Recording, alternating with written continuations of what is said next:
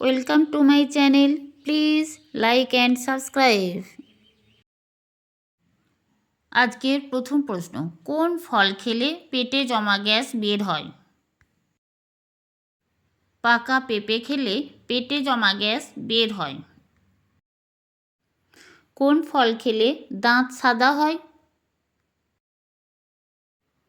Strawberry খেলে দাঁত সাদা হয়। ভাত খাওয়ার সময় কাঁচা শসা খেলে কি হয়?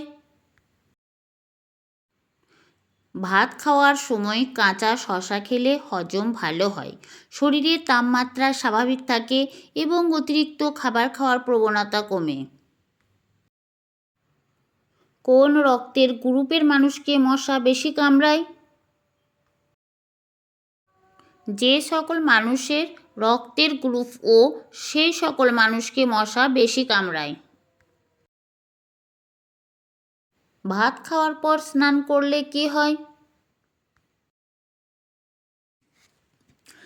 ভাত খাওয়ার পর স্নান করা উচিত নয়, কারণ আমরা যখন খাবার খাই তখন খাবার হজমের জন্য রক্তের প্রবাহ পাকস্থলীতে বৃদ্ধি পায়।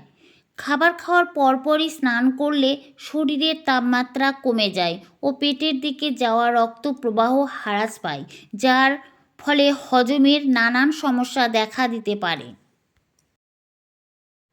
কোন পাখি ডিম না পেড়ে বাচ্চার জন্ম দেয়? বাদুড় ডিম না পেড়ে বাচ্চার জন্ম দেয়। সূর্যের আলোতে ভিটামিন ডি থাকে কেন? সূর্যের আলোতে ভিটামিন ডি থাকে না।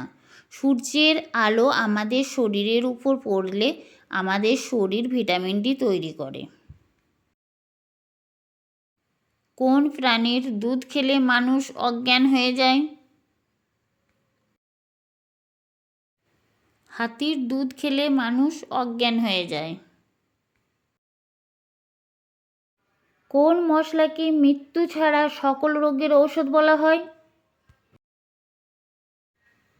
কালো জিরা মৃত্যু ছাড়া সকল রোগের ঔষধ। প্রতিদিন ভাত খেলে কি হয়? প্রতিদিন ভাত খেলে হজম ক্রিয়া সহজ হয়। ভাত একটি ফাইবার বা আঁশ সমৃদ্ধ খাবার। ভাত দেহে শক্তি যোগায়। অনেকে মনে করেন ভাত শর্করা জাতীয় খাদ্য, তাই এটি ক্ষতিকর। তবে মস্তিষ্কের কার্যকারিতা বাড়াতে সাহায্য করে। তবে বেশি পরিমাণে ভাত খেলে ওজন বেড়ে যায়। কোন দেশের জাতীয় পাখি মোরগ? ফ্রান্সের জাতীয় পাখি মোরগ। হাত পা ছাড়া সাঁতার কাটতে পারে কোন প্রাণী?